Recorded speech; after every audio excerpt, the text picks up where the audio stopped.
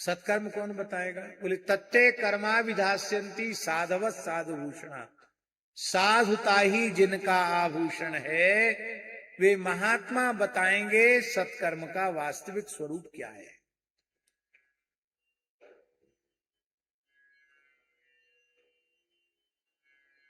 नारद जी वेद वेदांत सुना रहे थे, उपनिषद सुना रहे थे, गीता सुना रहे थे, ये सत्कर्म ही तो था। पर आकाशवाणी ने ये क्यों कहा? इसका तात्पर्य क्या है? बहुत ध्यान से सुने। इसका एक ही तात्पर्य है कि आपने, स्वामी जी, आपने अपने मन से, अपनी बुद्धि से जिस साधन को सत्कर्म के रूप में सुनिश्चित किया है, वो सत्कर्म नहीं है।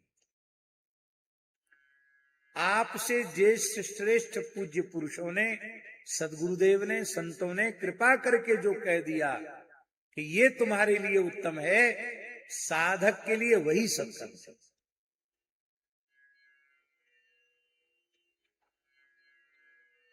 वेदादि शास्त्र जो हैं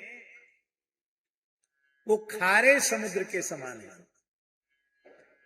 क्षार समुद्र के समान है वेदादि शास्त्र। और संत सदगुरुदेव बादलों के समान है, मेघ के समान है। मेघ अपने में जलाहरण कहां से करते हैं? मानसून समुद्र से उठता है, समुद्र से ही जलाहरण करते हैं बादल। और बरसते हैं तो कैसा बरसते हैं? खारा बरसते हैं कि मीठा? मीठा बरसते हैं।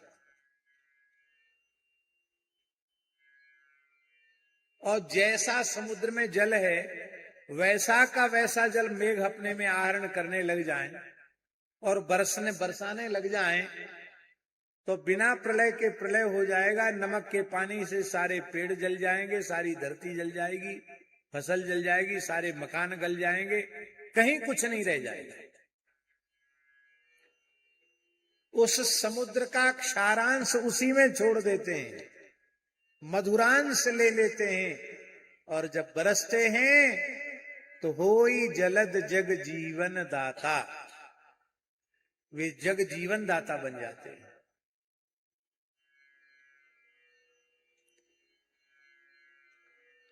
स्वामी जी, जब से नेट पर सब पुस्तकें उपलब्ध हो गई और लोग ज्यादा पढ़ लिख गए, तब से शास्त्रों के प्रति हीन भावना, उनके प्रति श्रद्धा, उनके प्रति विश्वास, उनके प्रति प्रेम, उनके प्रति समर्पण, उनके प्रति श्रद्धा, उसमें बहुत कमी आ गई।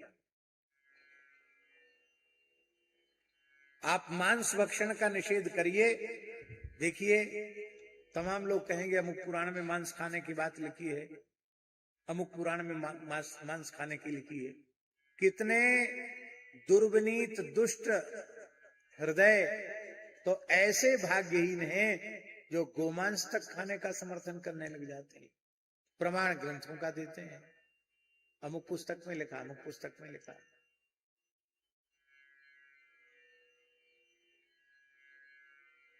तो क्या उसमें लिखा है? आप प्रश्न करेंगे क्या उसमें लिखा है?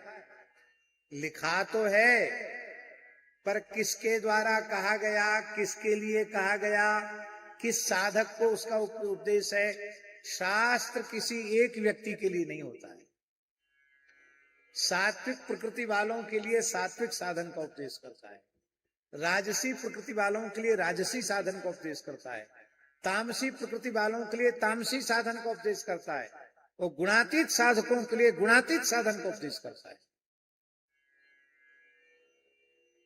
शास्त्र कोई एक व्यक्ति के लिए होता है?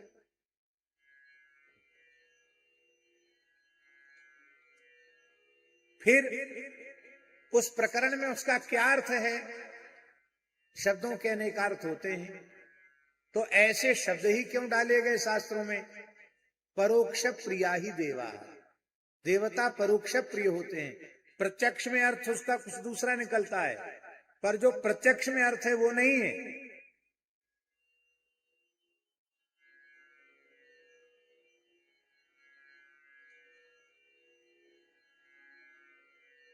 प्रत्यक्ष में जो अर्थ है, जो समझ में आ रहा, वो अर्थ उसका नहीं है, उसका अर्थ दूसरा ही है। जैसे हम आपको दें एक उदाहरण दें, श्रीमद् वाल्मीकि रामायण का मूल पारायण करने वाले भी इसी तरह से भ्रमित हो जाते हैं। रोरून गोधान शशान हत्वा, इस तरह की बातें आती कि नहीं आती?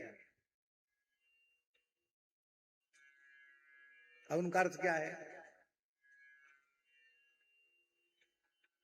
मांस माने क्या होता है? बहुत ध्यान से सुने, उत्तराखंड के लोग ज्यादा ध्यान से सुने। फल का जो गूदा है, गुठली छिलका निकाल दिया गया है, फल का जो गूदा भाग है, सार भाग है, उसको मांस कहते हैं। आपको पता है ये बात? आप तो उसी को मांस मानते हैं।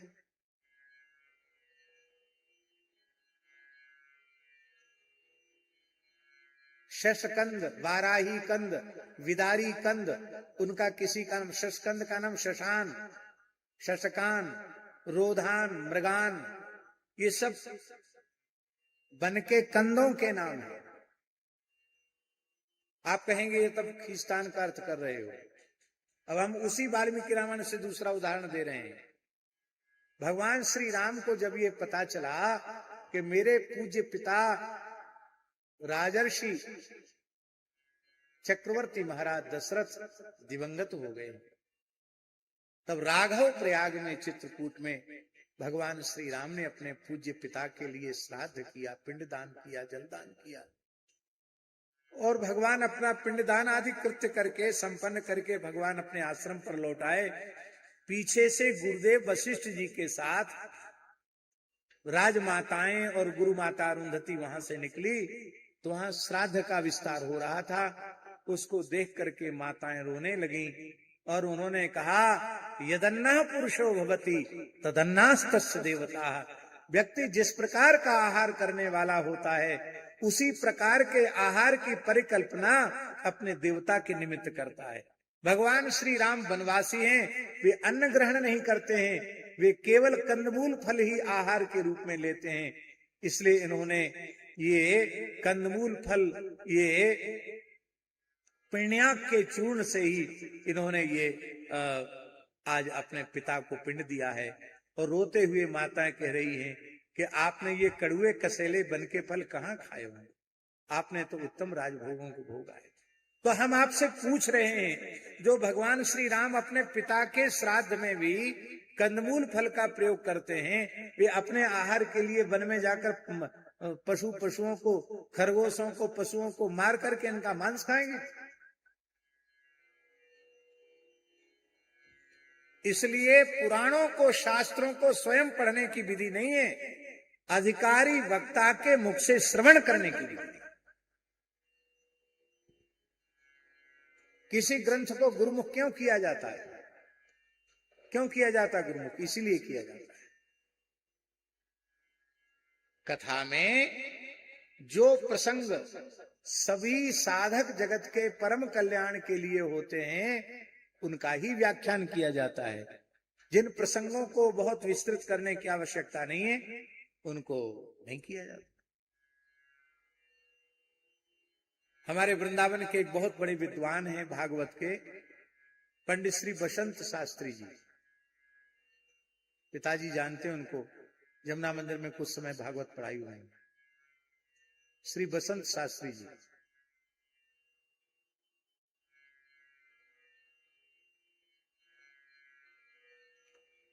तो वो अच्छे विद्वान हैं, संस्कृतज्ञ हैं, बहुत अच्छे विद्वान हैं, भागवत के अच्छे परिमार्जित विद्वान, वक्ता अच्छे हैं। तो एक जगह गुजरात में कथा कहने गए,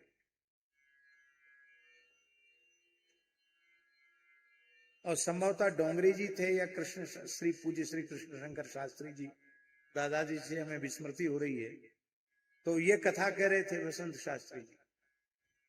तो पंचम स्कंद में जो अग्निध्र के सामने ब्रह्मा जी की भेजी हुई अप्सरा आई है, उस अप्सरा का साहित्यिक वर्णन करने लगे। तो जो आचार्य सुन रहे थे, उन्होंने बाद में धीरे से कान पकड़ के कहा, कान पकड़ो, पंडित कान पकड़ो, ये इसलिए है कि तुम व्यासपीठ पर बैठ करके इस तरह का साहित्यिक वर्णन करो। अरे भाई, सुखदेव जी ने कहा है आप कहो अप्सरा आई और उन्होंने वेदग्धी भाषा में कुछ बात की, बस इतना कर सकते हो। इस प्रसंग के व्याख्यान की क्या आवश्यकता पड़ रही है? क्योंकि इस प्रसंग का साधक जगत के कल्याण से कोई लेना देना नहीं है, तो ऐसी चर्चा की आवश्यकता क्या है? ये किसका विवेक होगा? ये वक्ता का विवेक होगा। इसलिए जे गावहीं यह चरित संहारे, ते यही ताल चतुर रखवारे। इसलिए जैसे तैसे के मुख से नहीं सुनना, अधिकारी वक्ता के मुंह से सुनना।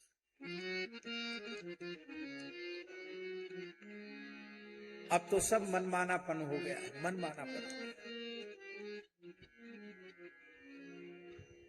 बहुत दुख की बात। हम इस प्रसंग में बोल रहे थे कि मेघ,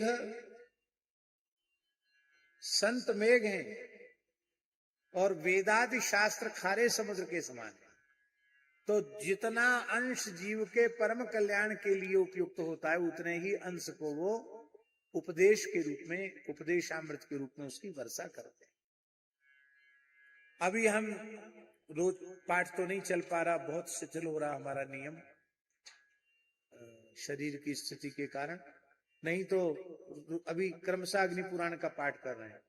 अब अग्नि पुराण में इतना तंत्र मंत्र का वर्णन है, बहुत ज्यादा तंत्र मंत्र का वर्णन है। अब वही आपको सुनाने लग जाएं, ऐसा कर देने से मारण हो जाएगा, मोहन हो जाएगा, उच्चाटन हो जाएगा, वशीकरण हो जाएगा, उत्तंभन हो जाएगा, उन्मादन हो जाएगा, उत्पीड़न हो जाएगा, तो उससे हमारा क्या फायदा हो जाएगा, आपका क्या फायदा हो जाएगा? कि हम आपको शुद्ध सात्विक भगवान की उपासना छुड़ाकर मसान में पहुंचा दें, इससे क्या लाभ होने, किसका क्या लाभ होने वाला है? तो भगवान व्यास की वाणी है, इस श्रद्धा से हम पाठ कर रहे हैं और श्री सीताराम चंद्रार्पण वस्तु कर रहे हैं। लेकिन जो बात, उसमें भी जो बात सबके कल्याण के लिए उपयुक्त होती है, उसको हम सुनाएंगे। इसीलिए व्यास जी को महाभारत और 17 पुराणों की रचना के बाद संतोष नहीं आया कि हमने कुछ ऐसी बातें भी लिख दी हैं कि उनको ही लोग ग्रहण करेंगे। इनको तो केवल विशुद्ध कल्याण की बात बताने वाला शास्त्र चाहिए, और वह विशुद्ध रूप से कल्याण के मार्ग को निर्देशित करने वाला शास्त्र श्रीमद् भागवत शास्त्र। तो अपने मन से निश्चय मत करो साधन का, अपने गुरुजन जो कह दें, सत्पुरुष जो कह दें, उनके अनुसार अपने जीवन को ढालो। जब तक स्वामी जी, जब तक गुरुजनों की आज्ञा नहीं हुई है, तब तक आप तर्क वितर्क कर सकते हैं। समर्थ संत की, सदगुरु की आज्ञा हो गई, वहां तर्क को दूर रख दो, वहां बात को ज्यों की त्यों मान लो, बस उसी में काम बन जाए। केवल शास्त्र पढ़ रहे हो तब तक आप ऊहापोह कर सकते हो, आपको छूट है, पर आपके कल्याण के लिए कोई बात पक्की करके किसी महापुरुष ने कह दी है तो वहां पर विचार मत करो, उसमें श्रद्धा पूर्वक लग जाओ। श्री सीताराम प्रतिदिन सत्संग एवं दर्शन के लिए श्री महाराज जी के ऑफिशियल चैनल को जरूर सब्सक्राइब करें।